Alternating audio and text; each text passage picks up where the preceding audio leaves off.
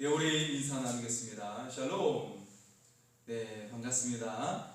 하나님의 그 은혜가 여러분이 예배드리는 그 자리에 임함을 믿습니다.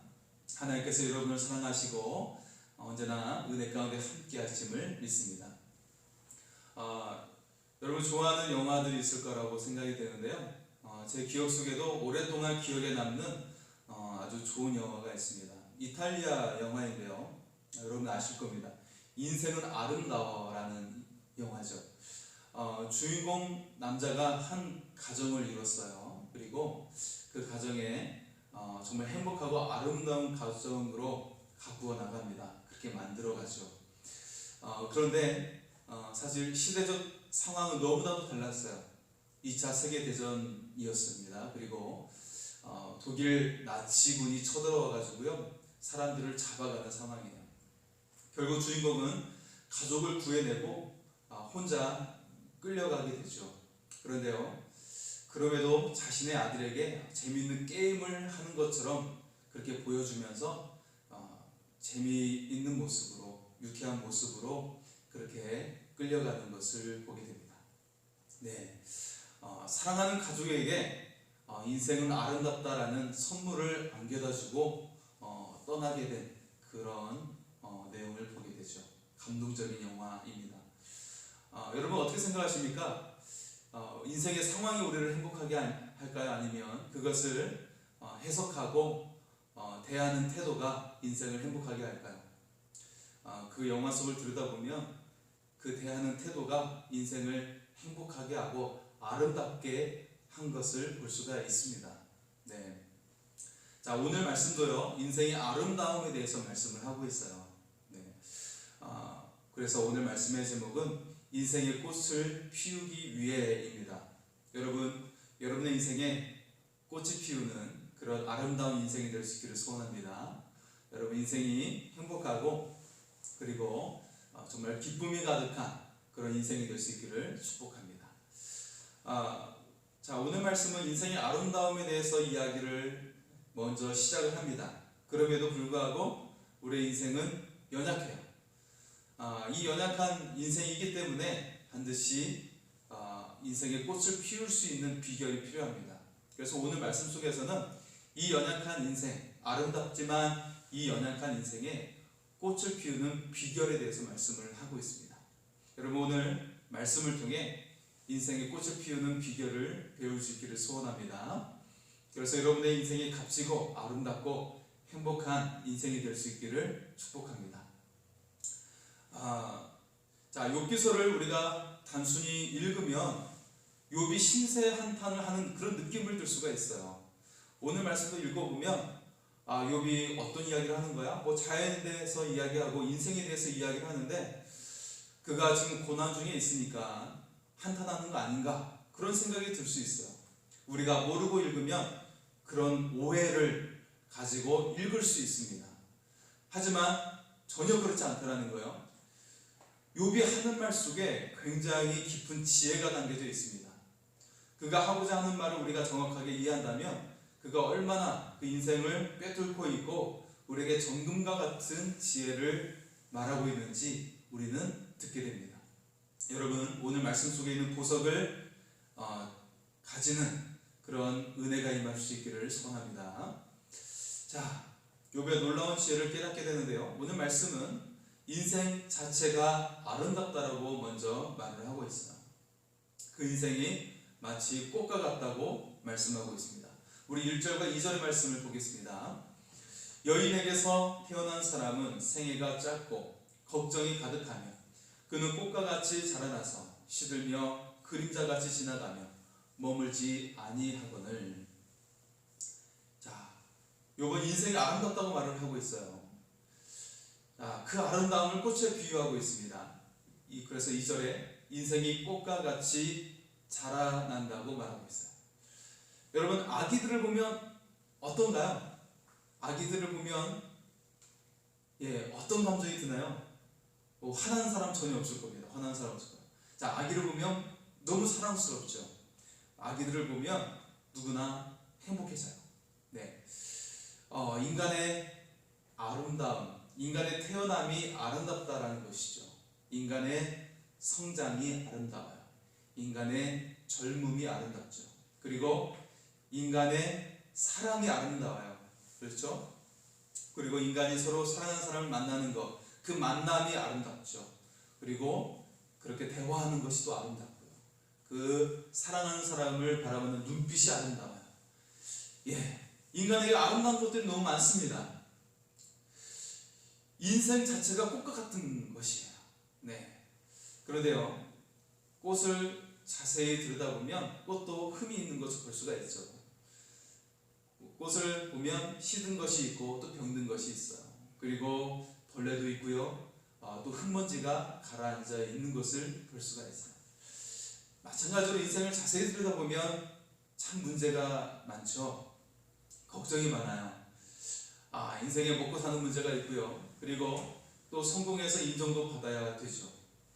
인생에 여러 가지 제약들도 많이 있어요. 그리고 그 인생이 빨리 지나가 버립니다. 굉장히 빨리 지나가. 벌써 가을이에요, 여러분. 다음 주가 10월의 마지막 주예요. 얼마나 빠릅니까? 이제는 2달 남는 거예요. 그렇게 되면 2020년도 너무 빨리 지나가죠. 인생이 빨리 지나간다. 자, 그리고 그 인생 속에는 3절과 4절에 보면 실수가 많고요, 또 죄를 많이 짓기도 합니다. 이처럼 인생이 아름답지만 연약하고 참 제약이 많음을 볼 수가 있습니다. 결국 인간은 어떻습니까? 품꾼들처럼 하루 일해서 하루 먹다가 생을 마치게 된다는 거예요.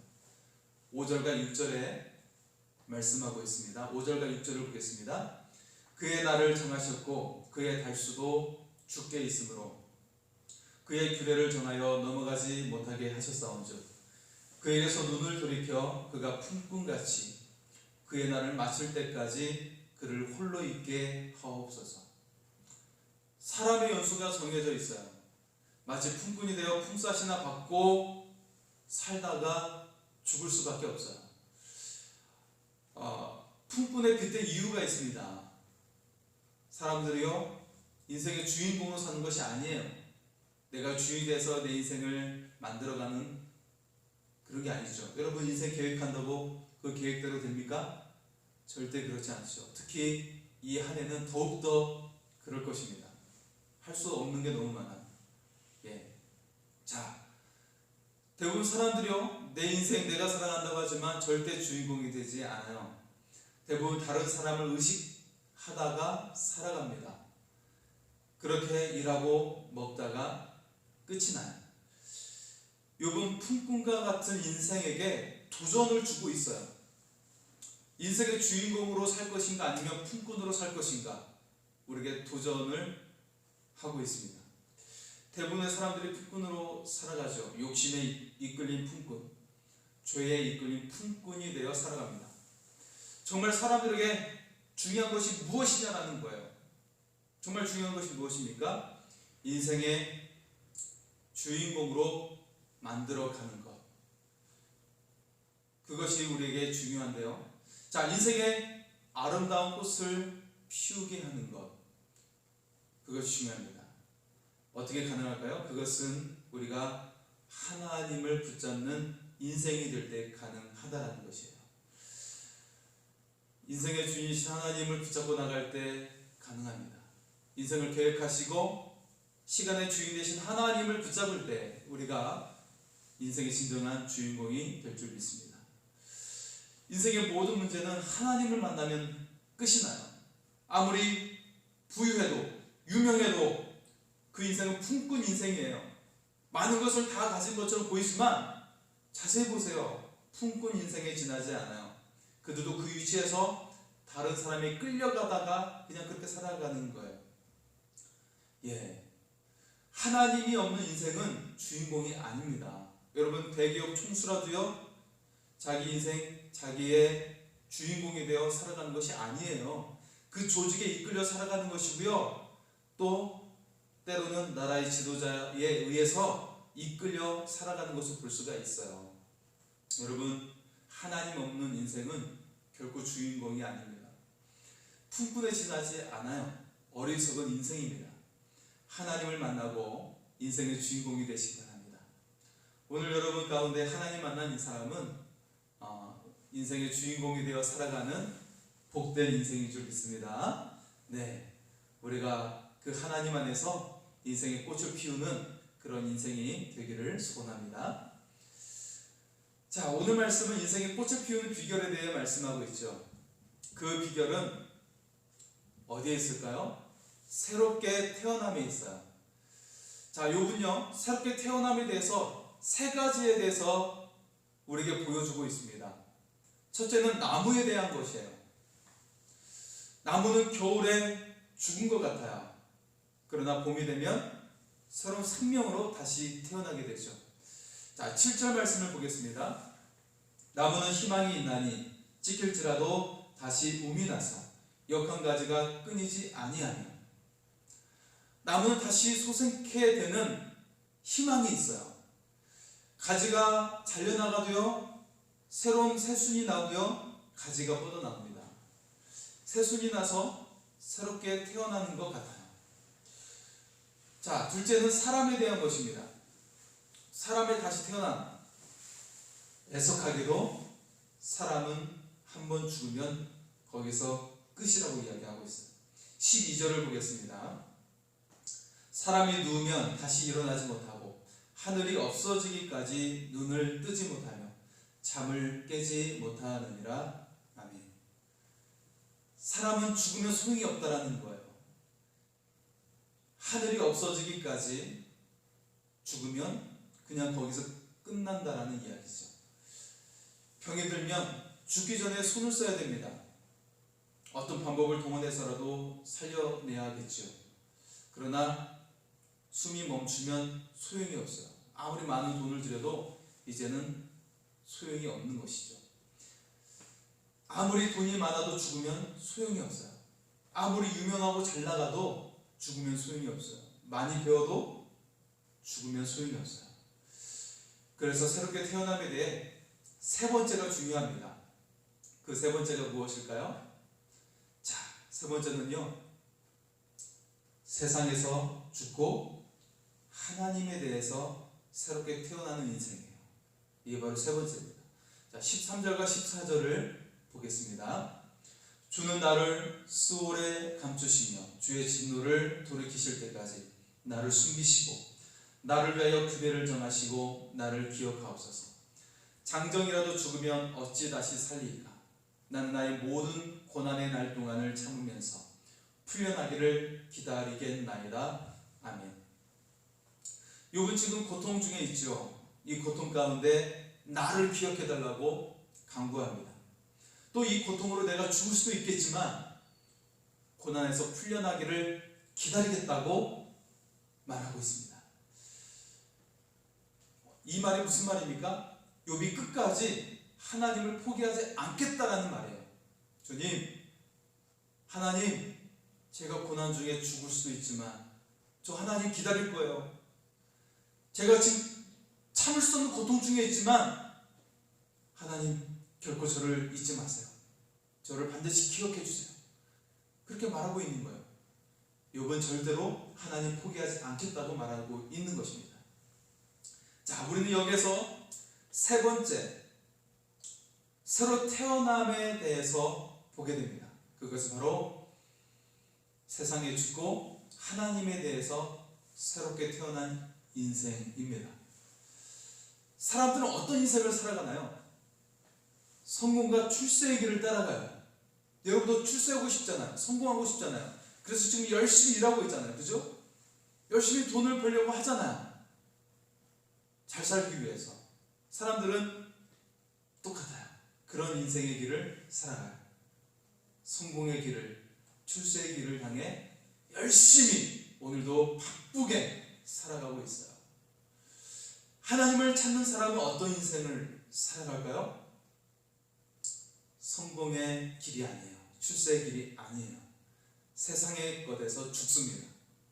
그리고 영적인 사람으로 다시 태어나는 거예요. 세상의 출세에서 미안하지만 멀어집니다. 사람들의 인정과 칭찬에서 멀어지는 거예요. 거기에 더해서 하나님께서 연단하실 때 완전히 실패한 인생처럼 보여요. 세상에서 솟을 가능성이 전혀 없어 보입니다. 저 사람 정말 가능성 없어 보이네. 가능성 없어. 완전히 망해버렸네. 그렇게 들려질 수 있어요. 이 고난을 통해 내가 세상에서 좋아했던 모든 것이 다 떨어져 나가는 것이에요. 다 씻겨 내려가게 되는 것입니다. 그리고 그 가운데 죄를 회개하고 죄를 싫어하게 돼요. 그리고 오직 하나님만을 사랑하게 됩니다. 하나님이 좋아하는 것을 좋아하게 돼요. 이전에는 내가 좋아하는 것을 쫓아다녔죠. 그런데 이제는 그것을 내려놓게 돼요. 그리고 하나님이 좋아하는 것을 좋아하게 됩니다. 그리고 어떻게 됩니까? 하나님의 영광을 위해 살아갑니다. 이것이 바로 영적인 사람으로 새롭게 태어나는 것이에요. 하나님을 만난 인생으로 살아가는 것입니다. 오늘 우리가 온전히 하나님을 위한 인생이 될 수 있기를 소원합니다. 하나님께서 좋아하시는 것을 함께 좋아하며 살아갈 수 있기를 바랍니다. 하나님의 영광을 위하는 인생이 될 수 있기를 소원합니다. 이게 바로 세 번째, 새로 태어남에 대한 것입니다. 여러분, 세상에 죽고 하나님에 대해 살아가는 진정으로 인생의 꽃을 피우는 그런 인생이 될 수 있기를 소원합니다. 자, 이제 마지막 내용인데요. 이제 인생을 향한 하나님의 섭리를 보여주고 있습니다. 이 하나님의 섭리를 통해 우리는 어떻게 살아야 할지를 명확하게 보여줍니다. 우리 인생에 대해서 어떻게 살아야 될까? 이것을 우리에게 명확하게 보여주고 있는 것이에요. 자, 16절에 주께서 나의 걸음을 세고 계신다고 말을 하고 있어요. 그리고 17절에는 내 허물을 봉하시고 내 죄악을 싸매신다고 말하고 있습니다. 굉장히 두려운 말씀이죠. 여러분, 아무리 그리스도인이라고 해도 남을 상처 줄 때가 있죠. 여러분, 누군가에게 상처 주지 않은 적이 있습니까? 한 명이라도 상처 주지 않은 그런 사람이 있습니까? 그렇지 않은 것을 볼 수가 있어요. 오늘도 여러분 하루를 살면서도 누군가에게 말로 상처를 줄 때가 있어요. 내가 즐거워하는 것 다 즐기면서 자신을 또 합리화할 때가 있어요. 내가 이 정도 살았으니까 이런 거 이 정도는 해도 괜찮겠죠? 자신을 합리화할 때가 있어요. 그러면서 내가 즐거워하는 것을 즐기는 사람이 있어요. 또 세상 사람들과 다를 바 없이 더 많은 물질을 추구하며 살아가는 사람이 있어요. 더 많이 돈을 벌려고 하고 더 많은 것을 가지기 위해 살려고 하는 사람이 있어요. 그리스도인들 중에 있다라는 것이죠. 여러분, 한번 생각해 보세요. 하나님을 더 사랑하고 있나요? 아니면 물질을 더 사랑하고 있나요? 아무리 성도라 할지라도, 목회자라 할지라도 우리는 항상 이것에 대해서 질문을 해야 합니다. 목회자도 마찬가지예요. 목회자도 물질에 약해질 때가 있어요. 자, 결국 어떻습니까? 하나님은 우리의 걸음을 다 세고 계신다라는 사실입니다. 하물며 세상 사람들은 더 심각하죠. 그들은 하나님은 안중에 없기 때문에 제멋대로 살아갑니다. 세상의 돈과 명예가 자기 것으로 생각을 해요. 속고 있는 것입니다. 겉으로 성공한 것 같지만 사실은 실패한 인생입니다. 겉으로는 번지르르하죠. 좋은 차를 타고 다니고 좋은 집에서 살고 있어요. 하지만 하나님 앞에서 그들은 실패한 인생이에요. 사람의 인생은 하나님을 만나야 해결됨을 믿습니다. 하나님 만나야 인생이 성공할 줄 믿습니다. 죄 용서받고 구원을 받아요. 정말 하나님께서 함께 하시고 축복하시는 인생이 되는 것이죠. 여러분, 하나님과 함께하는 인생이 되시기를 소원합니다. 자, 우리 18절과 19절의 말씀을 이어서 보겠습니다. 18절과 19절입니다. 무너지는 산은 반드시 흩어지고 바위는 그 자리에서 옮겨가고 물은 돌을 닳게 하고 넘치는 물은 땅의 티끌을 씻어버리나이다. 이와 같이 주께서는 사람의 희망을 끊으시나이다. 아멘. 여러분, 산과 바위를 한번 보세요. 영원할 것 같죠? 네. 그러나 영원할 것 같은 강산도 변합니다.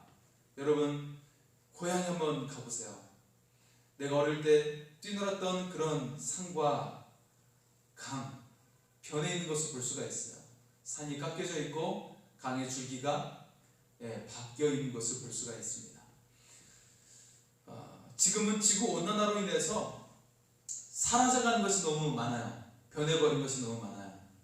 지금 우리 시대의 이 변화는 급속도로 일어나고 있는 것을 볼 수가 있습니다. 자, 하물며 사람은 어떨까요? 자연에 비해 더 연약한 존재가 바로 사람이죠. 이처럼 사람의 희망이 끊어진다라고 말씀하고 있습니다. 자, 그리고 마지막 나와 있는 부분 20절과 21절의 말씀을 보겠습니다. 주께서 사람을 영원히 이기셔서 떠나게 하시며 그의 얼굴빛을 변하게 하시고 쫓아보내시오니 그의 아들들이 존귀하게 되어도 그가 알지 못하며 그들이 비천하게 되어도 그가 깨닫지 못하나이다. 아멘. 네, 여러분, 인생의 승리는 하나님께 있습니다.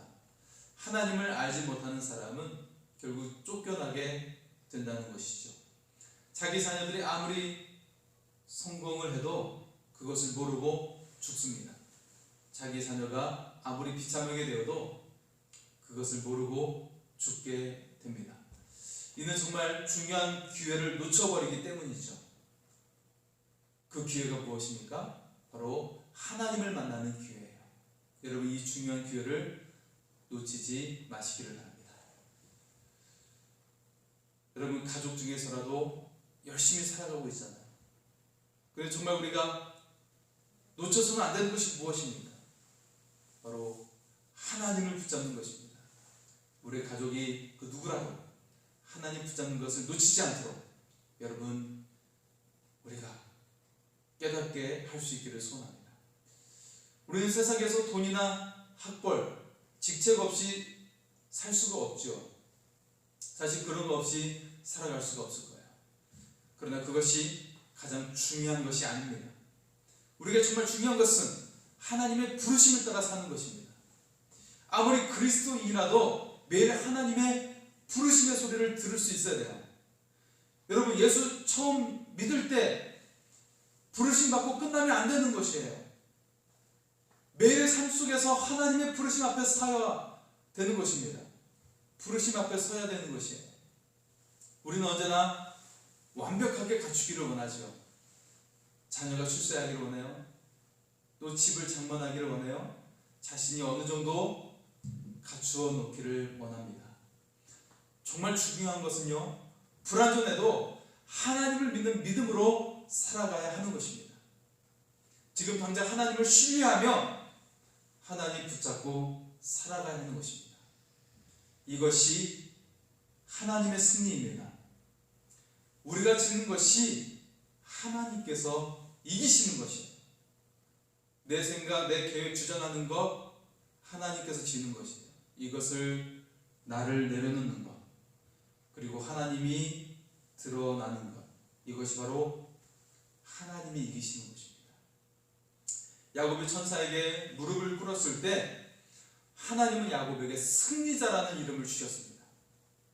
우리가 지고 하나님이 이기셔야 합니다. 그럴 때 하나님께서 우리의 인생을 승리자로 만들어 주십니다. 여러분을 내려놓으십시오. 그리고 하나님이 드러나게 하십시오. 그럴 때 여러분이 승리자의 인생을 살아가게 될 줄 믿습니다. 우리는 세상을 위해 살지 않아요. 이제는 믿음으로 사는 것입니다. 하나님을 믿는 믿음으로 살아갈 때 우리의 삶에 새로운 기적이 나타나게 될 줄 믿습니다. 영원히 시들지 않는 꽃을 피우는 아름다운 인생이 될 줄 믿습니다. 피우는 아름다운 인생이 되시기를 소원합니다.